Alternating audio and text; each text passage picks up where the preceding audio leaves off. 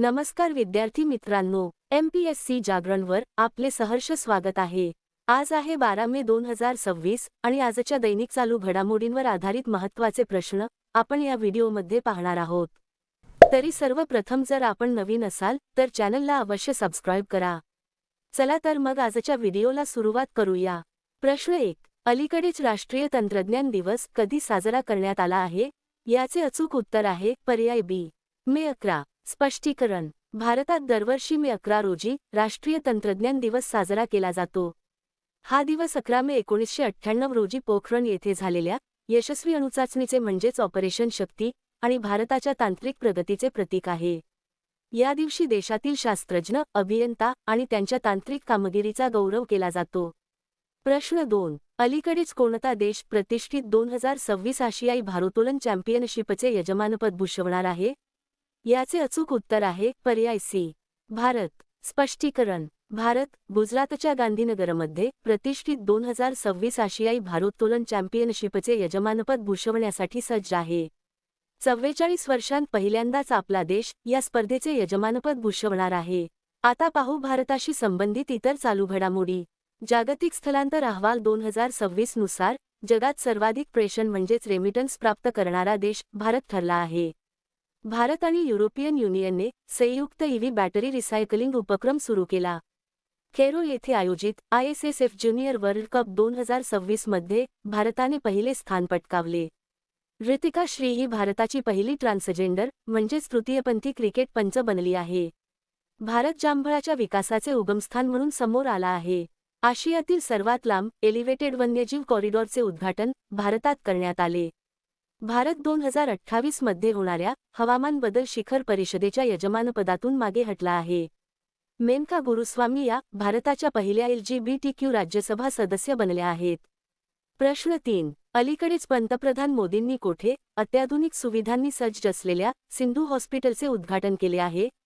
याचे अचूक उत्तर आहे पर्याय बी, हैदराबाद। स्पष्टीकरण: पंतप्रधान नरेंद्र मोदी यांनी 10 मे 2026 रोजी हैदराबाद, तेलंगणा येथे अत्याधुनिक सुविधांनी सज्ज असलेल्या सिंधू हॉस्पिटलचे उद्घाटन केले।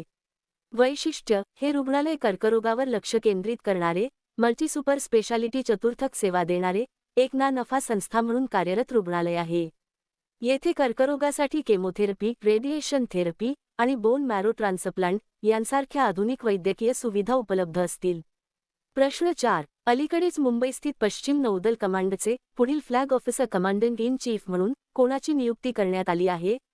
याचे अचूक उत्तर आहे पर्याय सी, संजय वात्स्यायन। स्पष्टीकरण: व्हाईस ॲडमिरल संजय वात्स्यायन यांची मुंबईस्थित पश्चिम नौदल कमांडचे पुढील flag officer commandant in chief म्हणून नियुक्ती करण्यात आली आहे।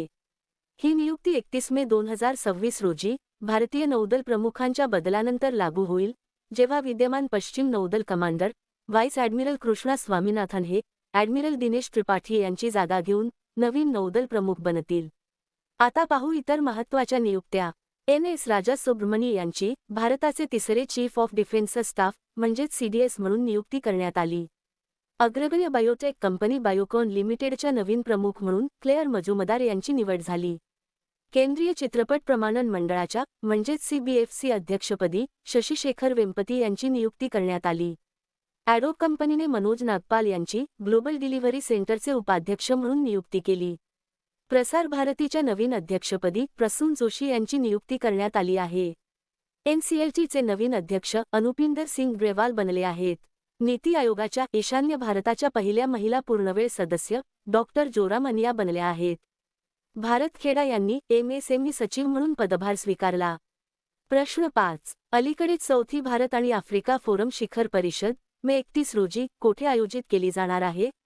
याचे अचूक उत्तर आहे पर्याय डी, नवी दिल्ली। स्पष्टीकरण: नवी दिल्ली चौथ्या भारत आणि आफ्रिका फोरम शिखर परिषदेसाठी तयारी करत आहे।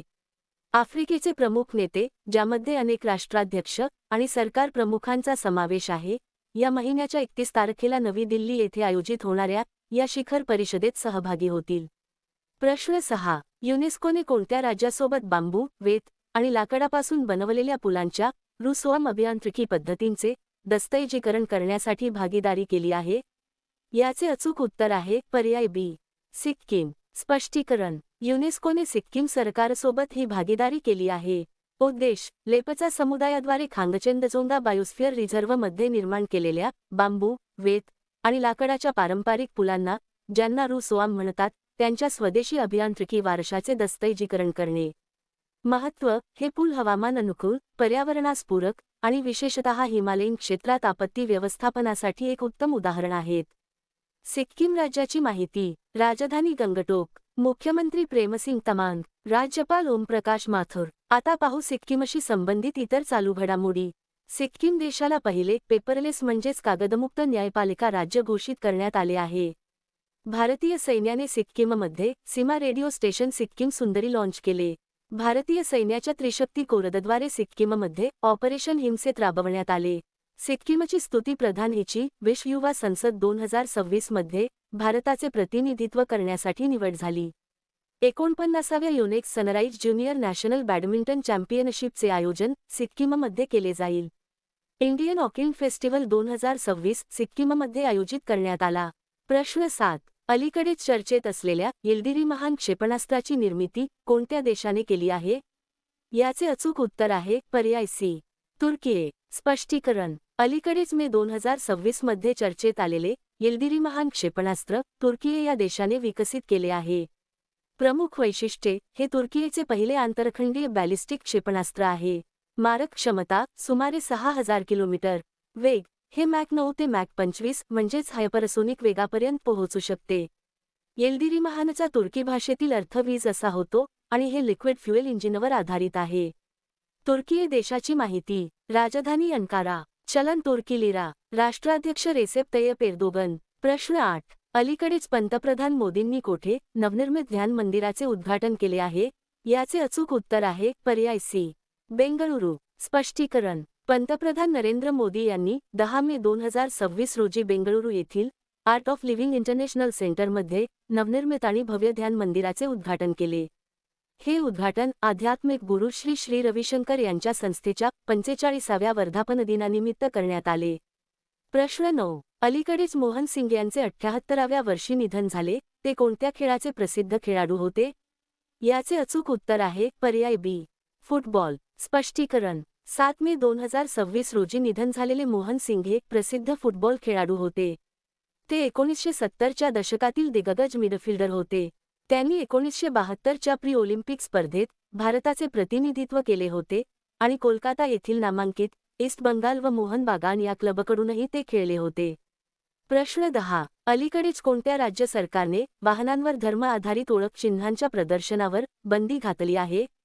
याचे अचूक उत्तर आहे पर्याय ए, नागालँड. स्पष्टीकरण. मे 2026 मध्ये नागालँड सरकारने राज्यातील वाहनांवर धर्म आधारित चिन्हे, स्वयंसेवी संस्थांशी म्हणजेच एनजीओ संबंधित आणि इतर अनधिकृत घोषणा, स्टिकर्स किंवा फलक लावण्यावर पूर्णपणे बंदी घातली आहे. नागालँड राज्याची माहिती. राजधानी कोहिमा. मुख्यमंत्री नेफ्यू रिओ. राज्यपाल नंदकिशोर यादव. प्रश्न 11. अलीकडेच सी जोसेफ विजय यांनी तामिळनाडूचे कितवे मुख्यमंत्री म्हणून शपथ घेतली आहे? याचे अचूक उत्तर आहे पर्याय सी, 9वे. स्पष्टीकरण. अभिनेता आणि राजकारणी सी जोसेफ विजय यांनी तामिळनाडूचे 9वे मुख्यमंत्री म्हणून शपथ घेतली. त्यांनी चेन्नईच्या जवाहरलाल नेहरू इंडोर स्टेडियममध्ये आपल्या तमिलगा वेत्री कॅझगम म्हणजेच टीव्हीके या पक्षाचे अध्यक्ष म्हणून पद आणि गोपनीयतेची शपथ घेतली. Tamil Nadu static information. राजधानी चेन्नई. मुख्यमंत्री सी जोसेफ विजय. राज्यपाल राजेंद्र आर्लेकर. आता पाहू तामिळनाडूशी संबंधित इतर चालू घडामोडी. वर्ष 2025 मध्ये सर्वाधिक सागरी मासे उत्पादन करणारे भारतीय राज्य तामिळनाडू ठरले. अग्निकुल कॉसमॉसने जगातील पहिल्या पूर्णतः 3D प्रिंटेड इंजिन अग्नितेची यशस्वी चाचणी चेन्नईमध्ये केली. तामिळनाडू 2024 ते 2025 मध्ये भारताचा अव्वल कापड निर्यातदार ठरला आहे. तामिळनाडूच्या विद्यार्थ्यांनी 22 किलोमीटर उंचीपर्यंत मिनी सॅटेलाइट लॉन्च केले. तामिळनाडूने नामक्कल जिल्ह्यातील कोल्ली हिल्स येथे आपले पहिले डार्क स्काय पार्क उभारले आहे. विश्व सी फूड काँग्रेस 2026 चे आयोजन चेन्नईमध्ये झाले. प्रश्न 12. अलीकडेच संरक्षण मंत्री राजनाथ सिंह यांनी संबोधित केलेल्या संयुक्त कमांडर परिषदेची दुसरी आवृत्ती कोठे आयोजित करण्यात आली? याचे अचूक उत्तर आहे पर्याय बी, जयपूर. स्पष्टीकरण. संरक्षण मंत्री राजनाथ सिंह यांनी संबोधित केलेली संयुक्त कमांडर परिषद राजस्थानमधील जयपूर येथे आयोजित करण्यात आली. आता मागील व्हिडिओमधील प्रश्न. अलीकडेच कृषी मंत्रालयाद्वारे 2 दिवसीय कृषी कार्यक्रम फ्रूट होरायझन 2026 चे आयोजन कोणत्या शहरात करण्यात आले? याचे अचूक उत्तर आहे पर्याय सी, लखनौ. आता पाहू अत्यंत महत्त्वाचे रिव्हिजन प्रश्न. UPSC परीक्षा उत्तीर्ण होणाऱ्यांसाठी सीएम इन्स्पायर योजना मेघालयात सुरू करण्यात आली. ऋतिका श्री ही भारताची पहिली तृतीयपंथी क्रिकेट पंच बनली आहे. सिपरी 2025 अहवालानुसार संरक्षण खर्चात अमेरिका अव्वल स्थानी आहे. पंतप्रधान मोदींनी हरदोई येथे उत्तर प्रदेशातील सर्वात लांब एक्सप्रेसवेचे उद्घाटन केले. नीती आयोगाचे उपाध्यक्ष म्हणून अशोक कुमार लाहिरी यांची नियुक्ती करण्यात आली. मिझोरम सरकारने आपत्तीच्या माहितीसाठी खुआरेल ॲप लॉन्च केले. अंदमान निकोबारमध्ये पाण्याखाली सर्वात मोठा राष्ट्रीय ध्वज फडकवण्यात आला. UAEने ओपेक संघटनेतून बाहेर पडण्याची घोषणा केली. डॉक्टर शेखर सुमन बोरा यांना अमेरिकेत युनिव्हर्सिटी इनोव्हेटर अवॉर्ड 2026 देण्यात आला. चीनच्या शेन्झेन विद्यापीठाने प्रत्यक्ष कोळसा इंधन सेल विकसित केला आहे. RBIचे नवीन डेप्युटी गव्हर्नर म्हणून रोहित जैन यांची नियुक्ती झाली. अणुऊर्जेपासून वीज निर्माण करणारा बांगलादेश जगातील 33वा देश ठरला. आता तुमच्यासाठी आजचा प्रश्न. अलीकडेच कोणत्या बुद्धिबळपटूने इंटरनॅशनल मास्टर ही पदवी संपादन केली आहे? दिलेल्या पर्यायातून या प्रश्नाचे अचूक उत्तर कमेंट बॉक्समध्ये नक्की द्या. उद्या पुन्हा भेटू पुढील भागात. धन्यवाद.